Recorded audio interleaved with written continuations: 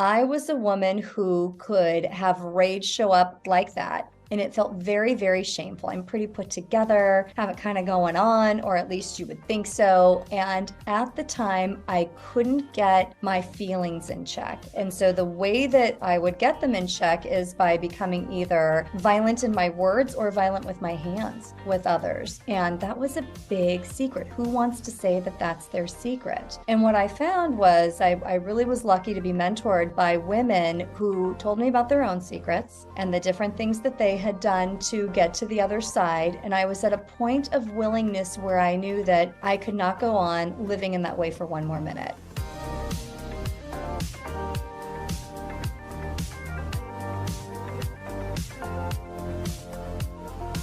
Welcome to another episode of Negotiate Your Best Life. I'm so excited today. We're going to be talking about secrets. Who doesn't love a secret, right? I mean, you hear the word secret and you're like, But today it's really, really special for me because I get to talk to an old friend, somebody I've known for a while now, and I just absolutely love her.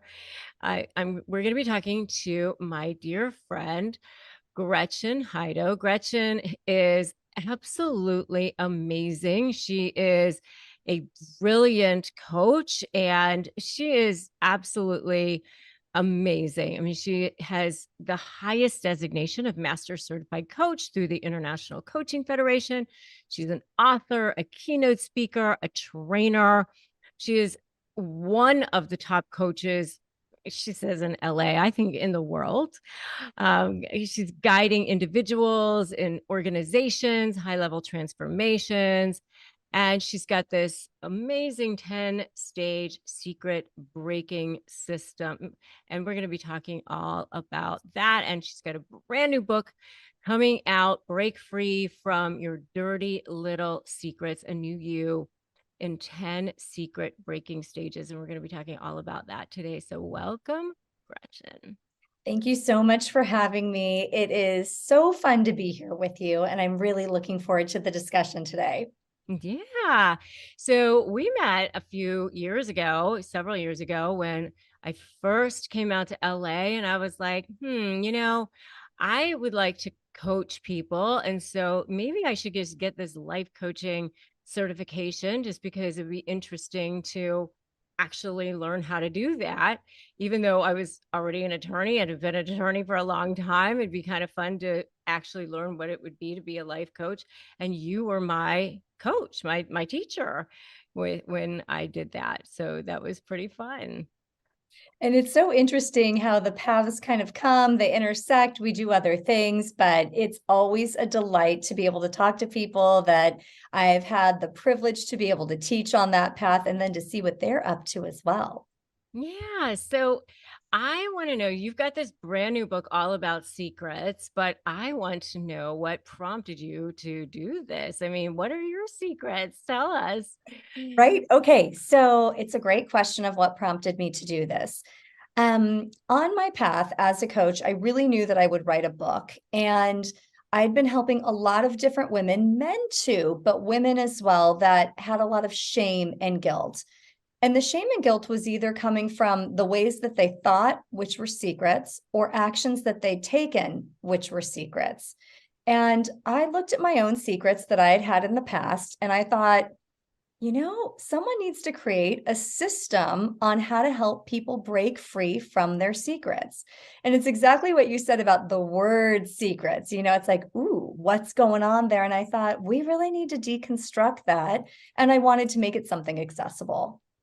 Yeah. So, but you didn't answer my question. What are your My secrets? secrets. Well, so here's the deal. As I was writing the book, I had already worked through, so I don't have many of my own, but here's what prompted it. My big secret, the one that I am known for, the one that when people have me come and speak, they want to hear about, was my secret of violence.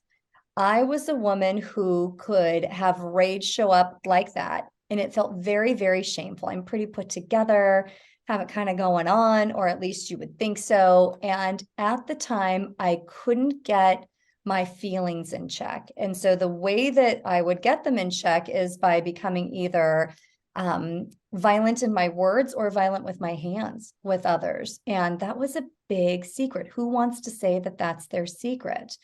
And what I found was I really was lucky to be mentored by women who told me about their own secrets and the different things that they had done to get to the other side. And I was at a point of willingness where I knew that I could not go on living in that way for one more minute.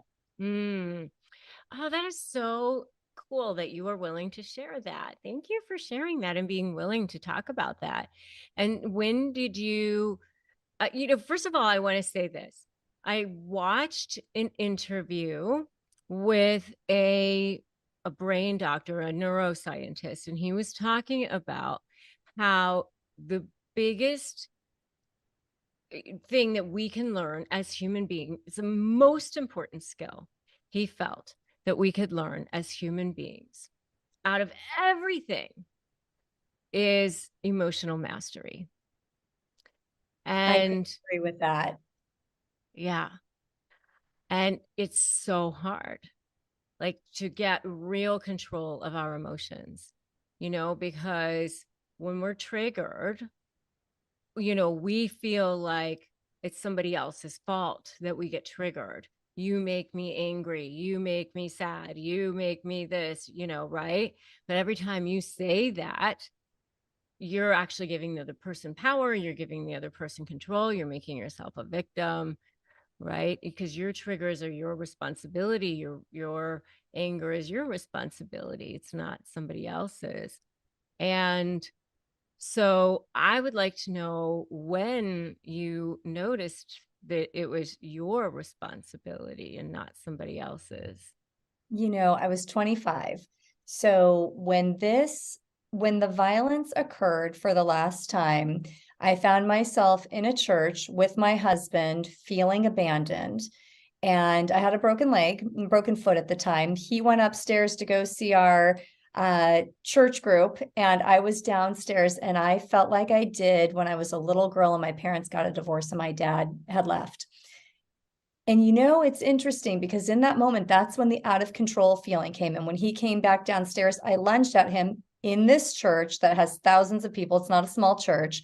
And really, I was out of my mind. And that's when I knew, not that day, but days later, when you're coming down from the big adrenaline, that those feelings lived in me, regardless of the actions that anyone else was taking. They were my responsibility, but I had no idea what to do about it. And I knew that my old coping mechanisms of intimidation, being quick-witted, all of those different things no longer served me. And that even though I was so uncomfortable and so afraid, I didn't know what to replace those old ways of being with, but I needed to find out. It's so interesting because I just finished my book, which is coming out this year, about narcissists. And one of the things that is in my book, which you haven't had a chance to look at yet because nobody has, is that I did all this research about the narcissist's brain. And one of the things I learned is that narcissists become narcissists because they're exposed to trauma on a regular basis as children. And when, as children, they were exposed to this continuous trauma, that fight flight mechanism was in place. And because of that, their brains were bathed in those chemicals, cortisol, epinephrine, all of that happens during the fight and flight, fight or flight mechanism. And when that happens, it caused arrested development because there was an emotional, retardation that happened, right? And so the limbic system of the brain then becomes, there's arrested development there. And so what happens with narcissists is that when they're presented with stimuli then down the road where they feel slighted or they feel abandoned or they feel exposed or they feel that, that happens, that limbic system part of the brain then becomes triggered. And then narcissistic rage or narcissistic injury takes over and they can't control themselves. And, so that's really what's happening with narcissists. That emptiness inside of them. But the fact that you were able to notice it and correct it and have that self-awareness and gain mastery over it is so powerful. I really felt like it was powerful too, so, and here's the part with that, what you're talking about with narcissism. You're right. It is based in the trauma. And as humans, there's many choices that we have along the way. And there does come a decision point, a breaking point where we are faced with our own behavior and we're either too stunted to take action and become, like you're saying, narcissist, sociopath, whatever those things may be, and we're depressed, we are sick in our minds, sick in our bodies, or we see an opening, however small it is, and we're willing to take a look at that. To your point about the trauma, one of the stages in my book is really about taking a look at your childhood wiring and where did the wires get crossed, where different messages were given to you that don't really mean what they mean. And what I mean by that, like for us, violence equaled love. Our parents were never violent with us, but my parents got divorced pretty young. One time a boyfriend came over of my mom's. I called my dad and he came over with a hatchet. And I don't know about the rest of the people listening, but I love a man with a hatchet that's going to come and handle something, whatever that might be. But my wiring was wrong. So violence equaling love became a message. So I would create many violent scenarios to make sure that the person loved me. It's not right and it makes no sense, but it's all there in our childhood wiring, and everyone has their loop that we are invited to over and over take a look at if only we will. Yeah, but it takes a choice to be self-aware and want to redo that wiring. And I think before the choice comes a deep surrender. Most choices to this level are never the kind, at least for me and the women that I've worked with, where we wake up in the morning and think, today's the day. Instead, it's after some terrible, dramatic, painful event that has happened, me in that church being violent, whatever it is for somebody else, where you think, I can't do this one more day. I don't know what else I'm going to do, but I know it can't be this. Yeah. And I think maybe it's losing someone or something, or being exposed, or hitting bottom in some way, maybe, or Yes. something, Yeah, always the hitting bottom. Yeah. And I think that it's always rooted in some sort of shame, right? And we all carry it in some way. We all do. I've never met anyone who doesn't have something that feels shameful, either that was done to them or that they participated in. And I know for me, a lot of my shame came from my feelings and feeling like I wasn't good enough, feeling like we were really poor. My parents grew up with some drug addiction and alcoholism. And so some of the things that went on because of that, the jail time, the police that were at the house, I felt ashamed of. And when we feel ashamed, guilt, rage, depression, all of these sub feelings, the lower feelings on the feeling scale show up, and then we act out because of it. Absolutely. I think that everybody carries some amount of shame. And, I know for me, I was bullied as a kid for being Asian, and I think that I desperately didn't want to be Asian, as a kid, because nobody else was when I was a kid. And so, there's always something that happens that's super painful. I mean, and Sure. there was addiction and alcohol abuse in my home as well, and so I think that there's always something that's happening for kids that causes that shame, And that then that causes becomes that. 100%, that becomes part of the secret, right? So the secret for you, I don't want to be Asian. The secret for me, I don't want a dad who goes to jail. Whatever those are, that a lot of times people think secrets are just the things that we've done. maybe the person who got the abortion or going into debt, whatever, the violence in the church. But people know that we've done those things, at least one person. So it's a secret. But really, the secret is the way we feel about ourselves and the things that we're thinking. That's the most damaging part of the secret. Mm-hmm. And, I think a lot of times it's stories that we tell ourselves too that weren't even necessarily the story.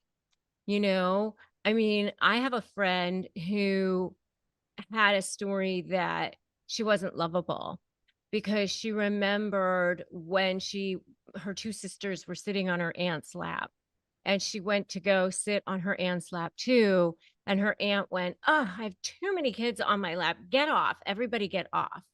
And she made a decision in that moment that she wasn't lovable.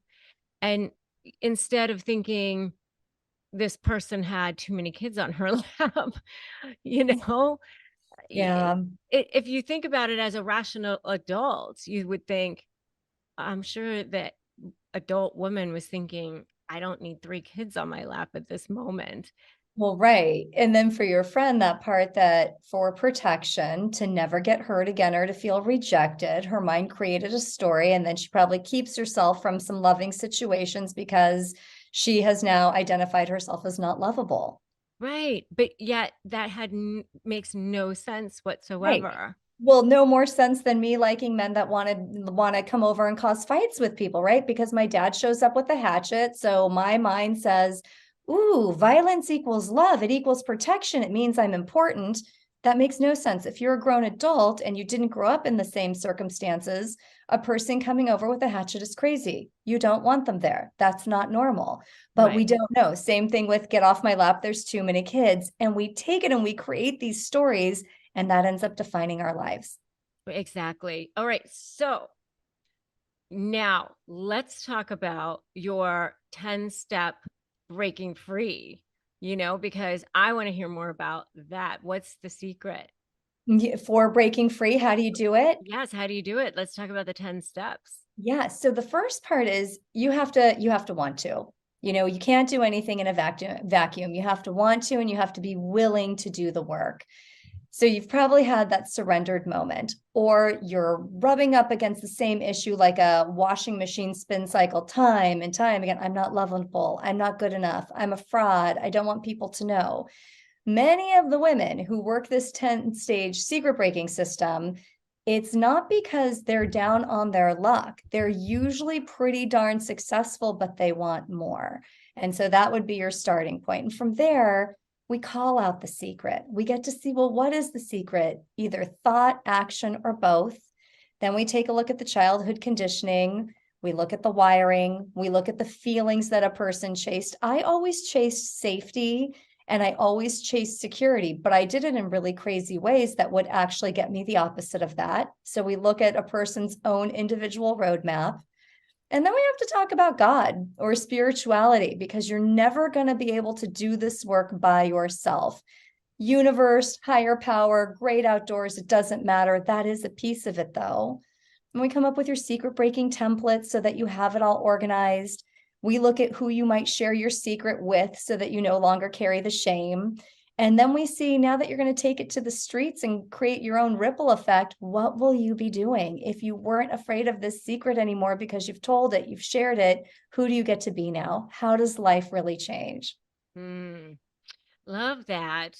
I love that. And so is this something that they can do on their own, or do you walk them through it in one of your programs, Both. personally, or? Yeah, it's both. So they can do it on their own with the book and with the companion workbook. I really emphasize getting those together. You can do it with the book, it'll take you through, but the companion workbook has over 50 exercises to help you go deeper. Oh, nice. When you do this work, you really do want to make sure you have support, though, either a friend or a therapist or a coach, a group, something like that, because you're going to be facing yourself in different ways than you've probably ever seen yourself. That's just the truth.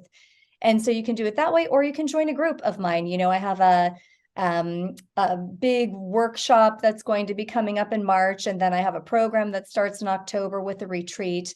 But the most important thing is just getting started. Yes, definitely. Just take the step. Take the step, just do it. Any step forward is putting you in forward momentum rather than keeping you in the same place. Mm-hmm. Yeah. And I think for some people, like their secret is that they are in a relationship that they are ashamed of, maybe that they're in a toxic relationship that they don't want people to know about. And you know what else I'll even share on that? Sometimes it's not even that it's toxic. It's just that it's not a good fit. And because it's not toxic, they feel like they can't leave because other people think this person's great. And the person really is great. And then the secret becomes, well, what's wrong with me that I don't want to be in a relationship with this great person? It must be something about me. Sometimes things just aren't a good fit. Mm. And what if they feel guilty about that? They do. Yeah, they do feel guilty about it, but it always goes back to what was the childhood wiring? What were the rules that you were given that you ended up getting your like, love, value from? And then what's the real rule for you today? Maybe it's not that you want to be someone who works 9 to 5 and is stable, stable, stable. Maybe you want to work with the entrepreneur who travels the world, but that was what your family said would never make money or create security. So there's a lot there to look at, but it's just noticing the feeling and starting. Mm. So if people feel stuck and they're like, I don't know how to start. Like, what do you tell people? Like, what's something that they could do like today?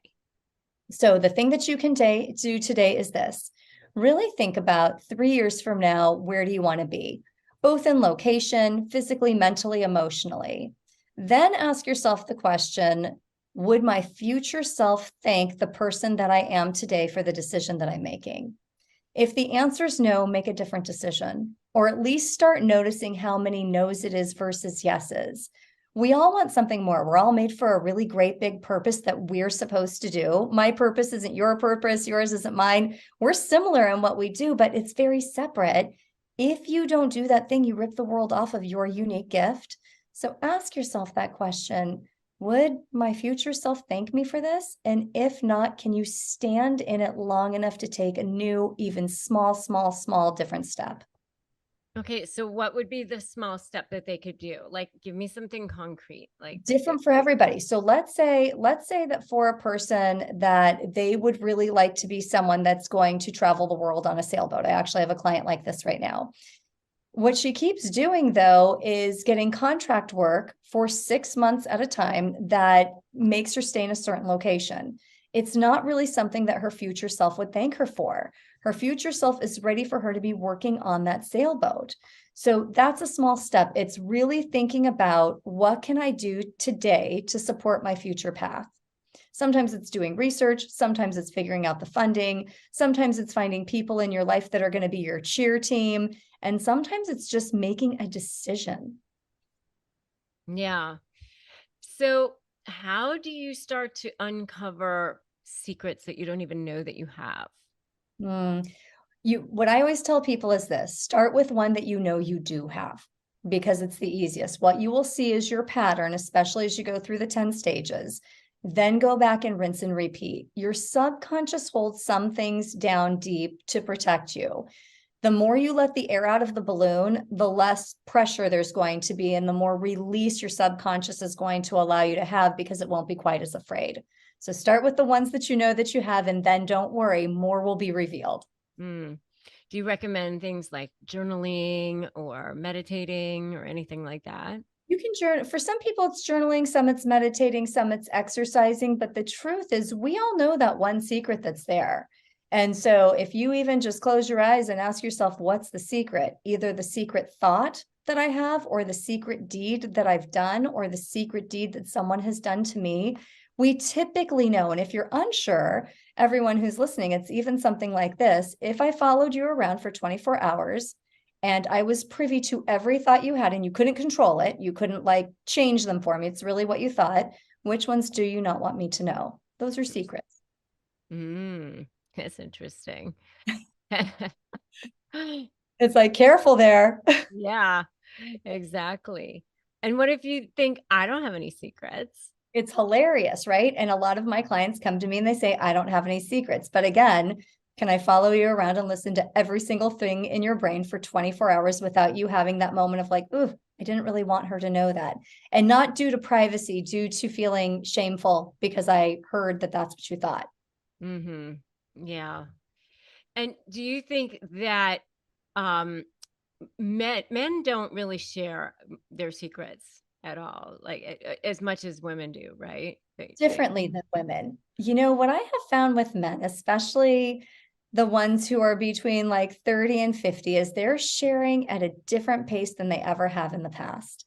And they're more open. And for the men that I know that are willing to do the work, they're really willing to do the work. But it's the same with a man. You have to make a decision that you can't just keep doing this churn in yourself anymore. You're ready for change. hmm Yeah. And so how long do you think it typically takes to make the change? To fully make a change, a concrete change, it can take anywhere from 6 months to a year. But to be in the new behavior, for the new behavior and belief system to be embedded, and where you're not reaching for your old coping skill, but you're reaching for a new one, because it takes practice and repetition.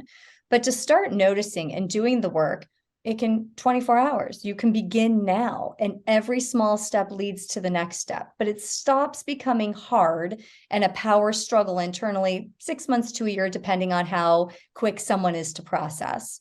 Yeah. And you feel like you are totally fully rewired at this point. Thank the Lord. Yes, it took a long time though, and I will say this, certain situations, certain people, it can bring up old ideas. And what I get to see now is, wow, that was an interesting choice the mind just presented. And I don't have to pick it up. But given, all the stars aligned the right way and whatever else, and I'm in a certain situation with people from the past, some of that old behavior might want to creep up. The good news is I've practiced it enough to know that that's no longer available to me. Yeah. You can just look at it like as an observer, you know. Exactly. Yeah. I tell people, that's what I tell people to do. I tell them to look at it as if like it's a ball, like going past them, like whizzing by, like, oh, that was, look, I just saw that go by. Yeah. Yeah. That was an interesting thing that I just saw go by me. That's the one that's my favorite. It's like, huh, how interesting. What an interesting option. Good thing I'm not going to take it.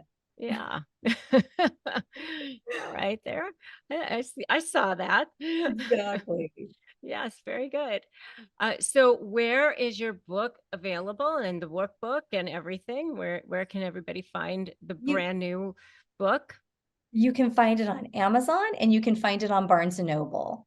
All right. So everybody needs to go check it out. And where can they find you? They can find me at GretchenHydo.com. GretchenHydo.com. Can they find you on Instagram? Can they? Yep, at Gretchen Hydo is my Instagram handle, Facebook at Gretchen Hydo there as well. Right. So everybody needs to go follow her, go buy her book, go check her out. She is amazing. And I will make sure that all the links are available everywhere. Go, do all of her stuff, because Gretchen is the bomb. All right. So go and do everything that she says to do, buy her book. And I know that she will be so helpful for you. And I hope that your book is a smashing success. So thank you, Gretchen, for being on the show. You are fabulous. Thank you.